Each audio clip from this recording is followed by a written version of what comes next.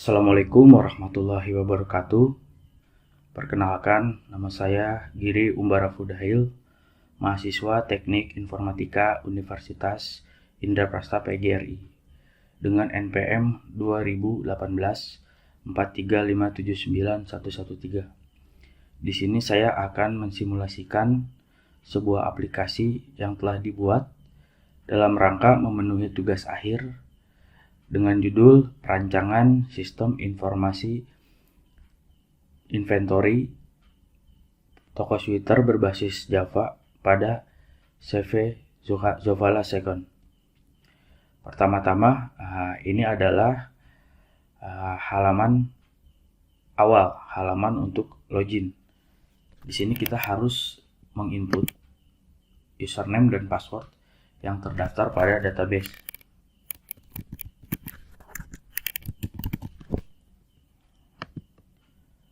Lalu kita tekan masuk dan login berhasil. Dan ini adalah halaman utama dari aplikasi sistem inventory yang digunakan di toko Zovala Second. Di sini terdiri dari ada 5 menu.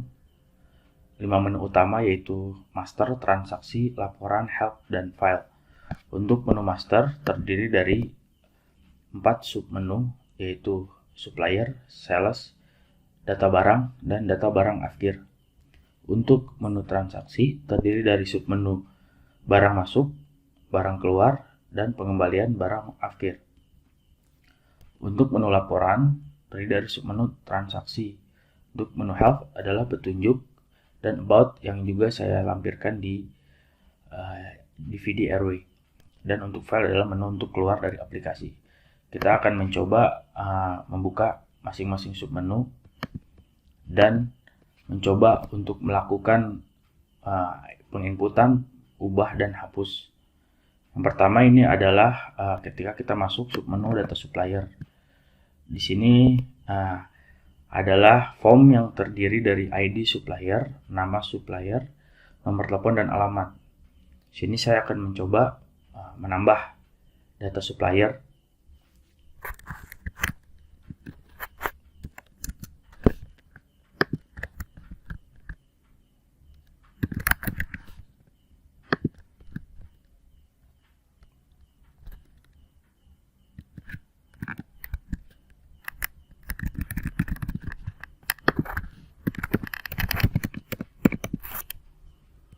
Lalu ketika sudah lengkap semua, kita klik simpan. Ini adalah data supplier terbaru yang tadi sudah kita tambahkan. Jika kita ingin mengubah data supplier, kita tinggal sorot data supplier yang ingin diubah. Ketika sudah muncul, lalu kita lakukan pengubahan pada formnya. Misal kita akan ubah alamatnya. Ketika kita sudah mengubah, langsung kita klik ubah. Data berhasil diubah dan alamatnya sudah berubah.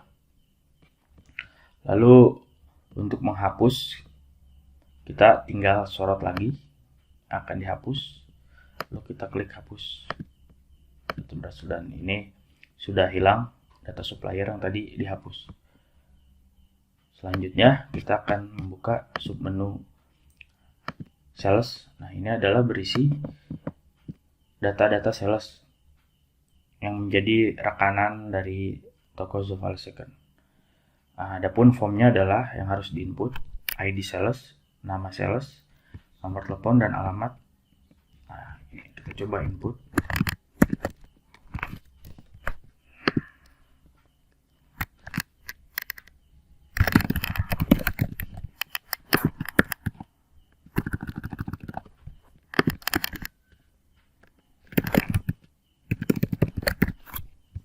Akan simpan. Data berhasil disimpan. Nah, kita akan mencoba menghapus data sales yang sudah tadi kita input. Sudah berhasil dihapus. Lalu selanjutnya kita masuk ke submenu data barang. Data barang adalah di mana kita menampilkan stok barang ataupun hasil dari stock of name yang kita lakukan setiap bulan di toko Zufala Second. Ini akan saya coba untuk menginput data barang update. Di sini hasil dari stock of name. Misalkan kita akan menambah barang atau ditemukan ketika stock of name ada barang mereknya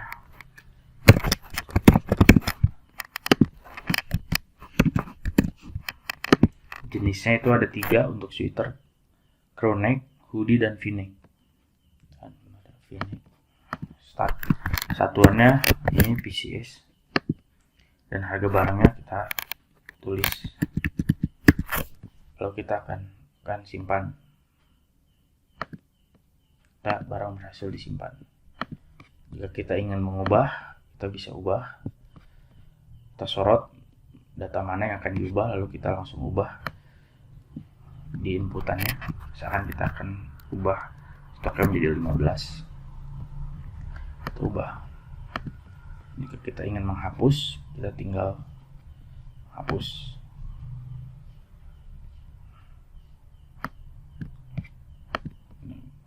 Kita berhasil dihapus. Keluar. Lalu selanjutnya kita akan masuk ke submenu data barang afkir. Perlu diketahui sebelumnya bahwa barang afkir itu semacam barang reject. Ketika ada barang datang dari supplier, petugas melakukan pengecekan terhadap barang tersebut. Jika ada barang yang reject, maka kita akan inputkan di data barang afkir. Kita akan coba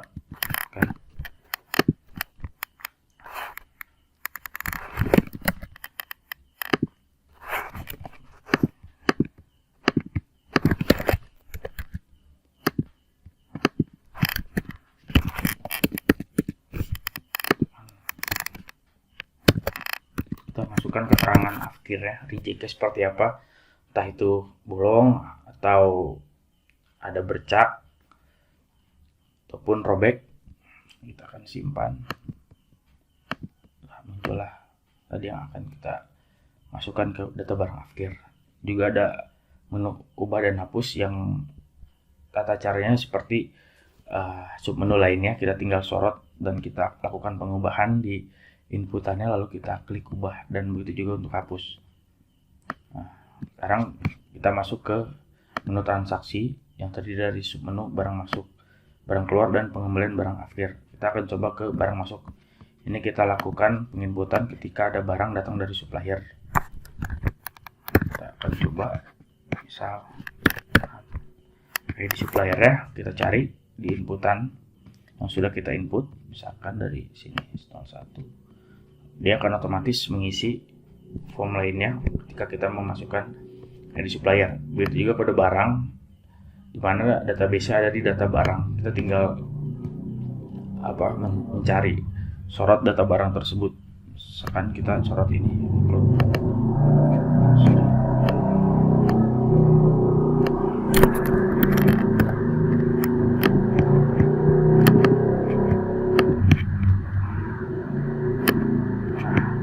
Di sini untuk jumlah ini akan muncul jumlah stok di gudang. Namun ketika kita masuk transisi barang masuk, kita mengubah sesuai dengan jumlah barang yang datang. Misalkan kita ada 20, kita bisa tuliskan 20. Untuk total harga kita klik enter saja. Nanti dia akan otomatis mengkalikan harga barang dengan jumlah. Lalu kita tinggal klik simpan. Oke, kita berhasil disimpan. Nah, ini untuk mencetak faktur kita tinggal cari tadi sesuai dengan nomor ID kode transaksi barang masuk. Kita cari. Nah, ini adalah faktur barang masuk yang akan kita berikan kepada supplier ketika mereka mengirim barang dan kita sudah menerimanya dan sudah mengeceknya. Lalu kita akan coba ke transaksi barang keluar. Di submenu transaksi barang keluar, untuk formnya tidak jauh beda dengan transaksi barang masuk. Yang membedakan adalah ini menandakan bahwa barang itu keluar dan ada permintaan dari sales.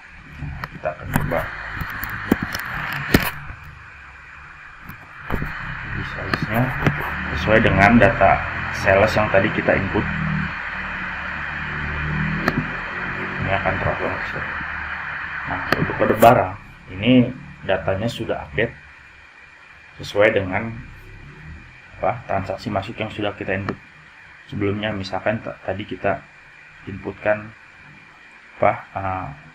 hands ya, harganya tadi kan 20, tadi sisa 10, kita ada barang masuk 20, ini jumlahnya ada 30.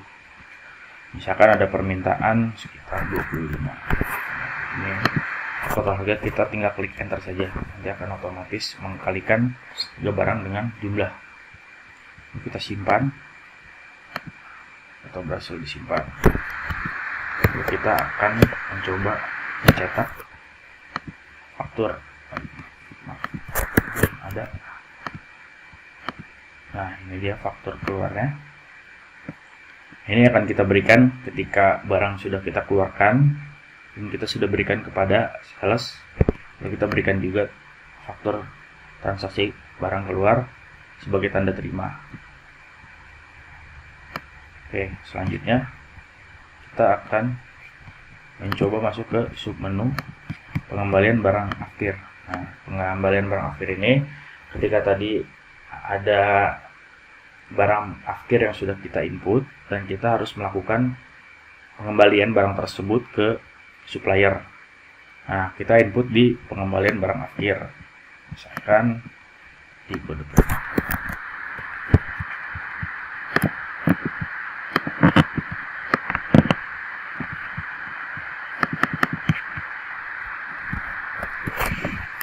Di suppliernya kita. Nah, ini untuk barang akhirnya kita lihat di database barang akhir. Nah, ini masih ada di Uniqlo nih, kita coba yang ini. Nah, ini ada 2, kita kembalikan dua-duanya. Setelah lagi kita enter, jadi dia akan mengalihkan otomatis. Lalu kita simpan. Nah, lalu kita cetak.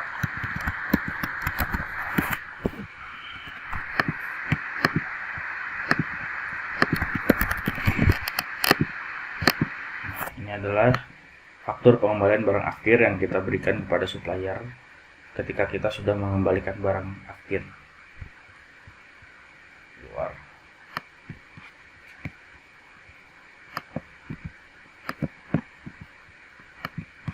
Lalu selanjutnya ini menu laporan transaksi yang kita bisa menampilkan beberapa laporan, yaitu laporan barang masuk, laporan barang keluar, laporan data barang, laporan barang akhir, dan juga pengembalian barang akhir. Kita akan coba masuk ke laporan barang masuk. Kita akan tampilkan.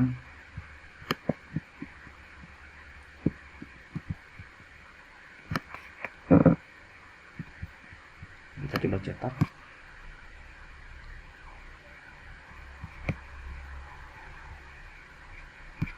Nah, ini adalah tampilan laporan transaksi barang masuk.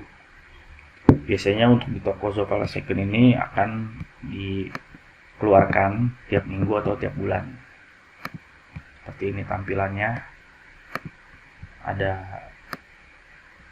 tabelnya dan ada tanggal dikeluarkan serta tanda tangan dari kepala toko. Selanjutnya kita akan coba ke transaksi barang keluar. Juga sama, kita di toko Zocala Second mengeluarkan ini pada periode mingguan atau bulanan. Seperti ini. Juga ada tanggal dikeluarkan, dicetak, dan tanda tangan kepala toko.